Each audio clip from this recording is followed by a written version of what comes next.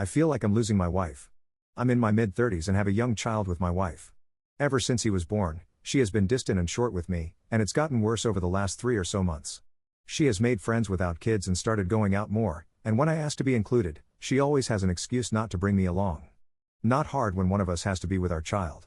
When I brought up how I feel, she told me that she feels like she's lost her identity through the process of being pregnant and then breastfeeding and being a mom, and she feels like she just wants to get out and be around people who don't have kids and live her own life for a bit.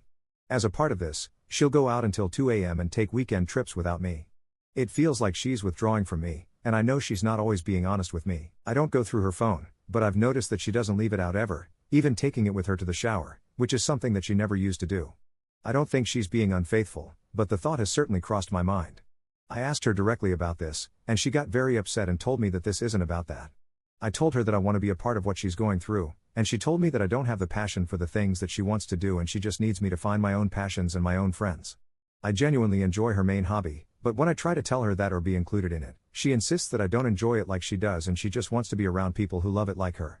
I feel like I'm losing my best friend of 15 years.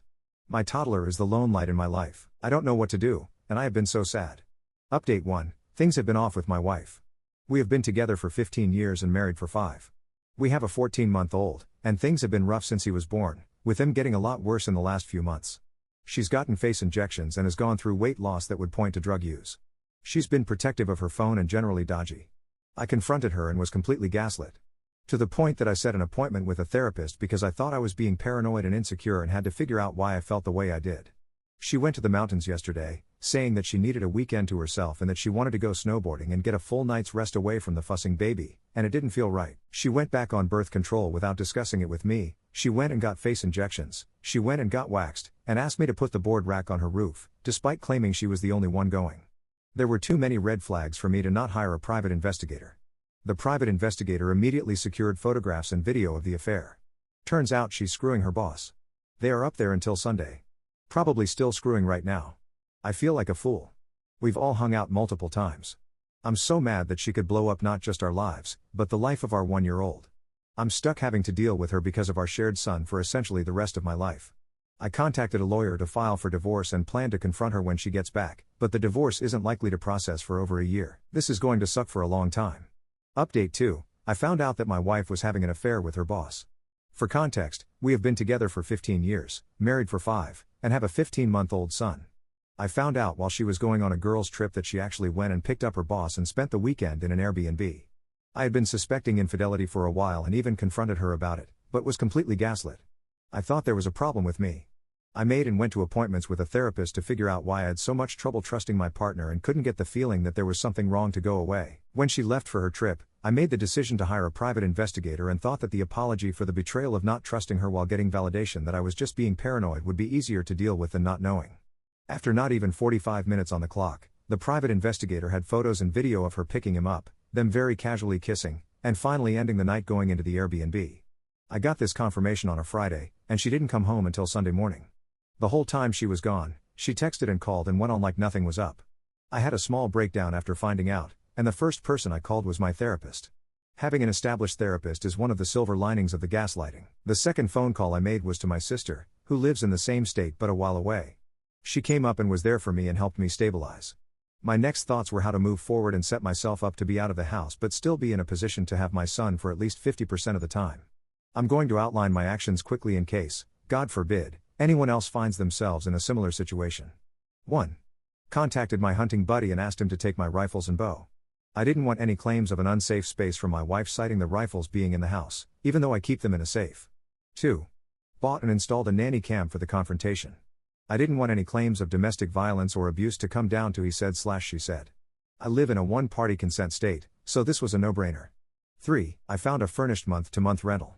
It needed to accommodate working from home, have 2 bedrooms, and be in a good enough area that there couldn't be objections. 4. Found a short-term Airbnb to bridge the gap between then and when my month-to-month lease would start. It had to check the same boxes as the month-to-month rental. 5. Talk to a therapist. As crazy as it sounds, figuring out what you want in this situation feels impossible. Are you willing to allow your spouse to steal your ability to live with your son for 50% of his life between 1 and 18 plus? That's 9 years. Not seeing the decision to leave as your decision is so much harder than you'd believe, and it sucks. 6. Practice, practice, practice. I laid out the conversation to be 3 to 5 minutes to avoid escalation. I laid it out as, I know about the affair, I'm not ready to talk. I'm moving out while I figure out a path forward. We need to have a conversation about how we are going to handle custody of our son in the short term while we figure out a path forward. Play it through in your mind or out loud and do that through a number of expected responses. Expect them to be angry, sad, mad, in denial, or try to work it around to being your fault. 7. Don't try to win, but you cannot lose. This is way more important if there is a kid or kids that you plan on fighting for. Don't get petty. Don't set their shit on fire. Don't go out of your way to piss them off. You are going to have a relationship with this person for the rest of your life through your relationship with your son. Shit is already going to be really hard. Don't make it harder, and don't give them any ammunition to bring up or use against you. Unfortunately for me, I didn't expect the no response. My wife sat there and said nothing. Not I'm sorry. Not it was a mistake. No copping to it. Just a blank slate. In the days since, I have continued to see my therapist and identified the gaslighting and emotional abuse that had been taking place in the months leading up to discovering the affair. This is apparently very common in instances of infidelity, as it gives the cheater justification for their actions. Helps them sleep at night. Even now, I feel my wife trying to manipulate me into taking her back and working it out for the sake of our son. I don't trust her, and what's worse is I don't trust myself to talk to her about what happened. I'm afraid of getting gaslit again and feeling like the whole thing was my fault. I set time on Monday with a marriage counselor to finally have the conversation about what's happened and how we can try to move forward as co-parents for our son.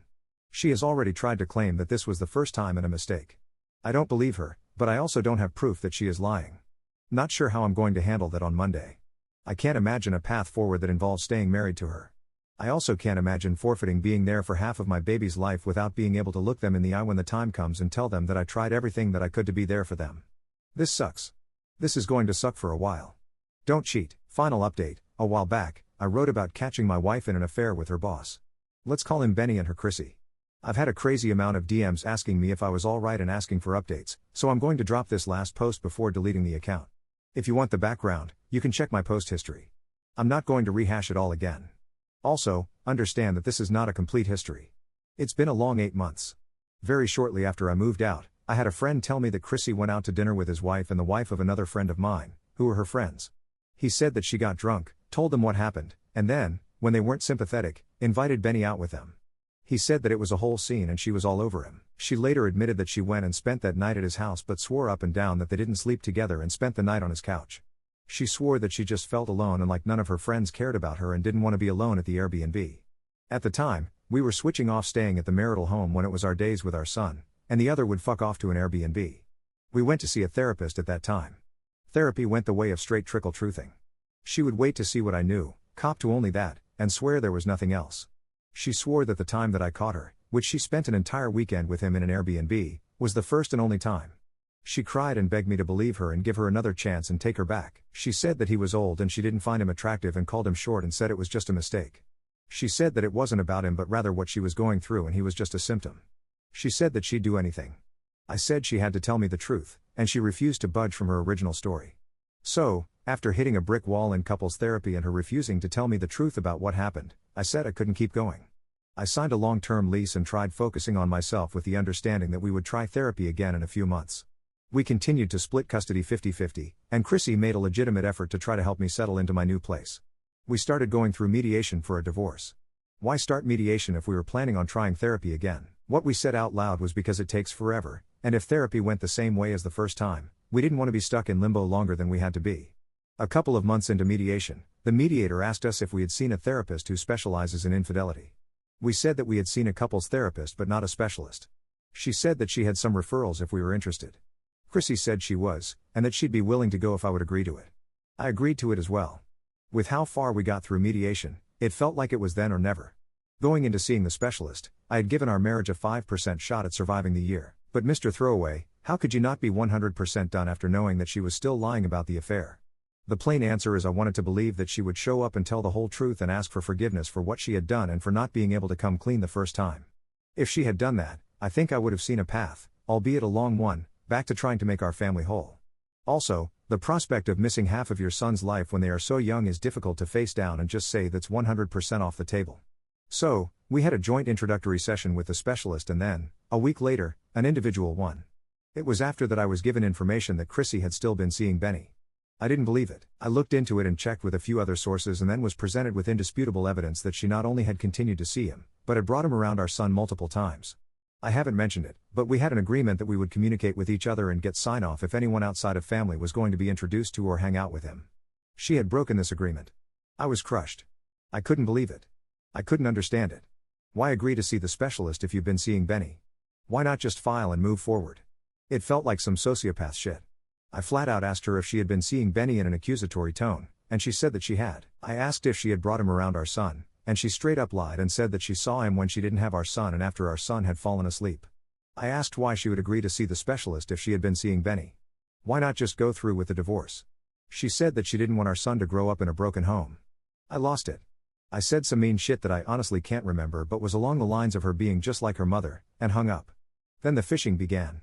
She texted and asked questions and tried denying without being specific about what she was denying with lines like, "You jumped to an awful lot of conclusions there." She tried gaslighting me into thinking that it wasn't a big deal. "I thought you'd be pumped to not have to go through any more therapy and make me be the one that called it quits. I honestly am appalled that you've taken the stance that you have." I started thinking about why I was so upset. I had said to myself that the odds of therapy working out and her coming clean about the whole thing were low. This was the likely outcome. I wondered why I would agree to go back despite being told that she spent the night with him again after the first time that I caught her. I started taking long walks at night when I didn't have my son to think about the whole thing. I reflected on all this for a while and came to the conclusion that I was upset because I felt like she chose him over me, and that made me feel worthless. I ignored a lot of the shit in an attempt to not feel worthless. After a few more walks, I came to the conclusion that just wasn't true. She begged me to take her back on her terms, and I had refused her. She didn't choose him. She was stuck with him. Benny is sending his kid from his last marriage off to college. If he sticks around, he'll be collecting Social Security by the time Chrissy and my son are out of the house. He's supposed to trust her, knowing how they met? And she's supposed to trust him, knowing that infidelity doesn't bother him? Plus, imagine the anxiety that would wash over you when people ask how they met. She took away any doubt that moving forward with the divorce is the right thing. I'm stuck co-parenting with her, but I get to do that from a place of having seen her and can go into it with my eyes wide open. If this seems disjointed, it is. I wrote this over several sittings and did it for myself to help with introspection as much as anything, but by the time I was done, I figured there wasn't any harm in changing the names and giving a last update. To those that reached out with support, even though I didn't respond, please know that it was appreciated. For those who only reached out to ask for updates out of what I assume to be morbid curiosity, I'd recommend some long walks and a bit of introspection. And to Chrissy, if you see this, please know that you are just like your mother, and you're going to end up just like her.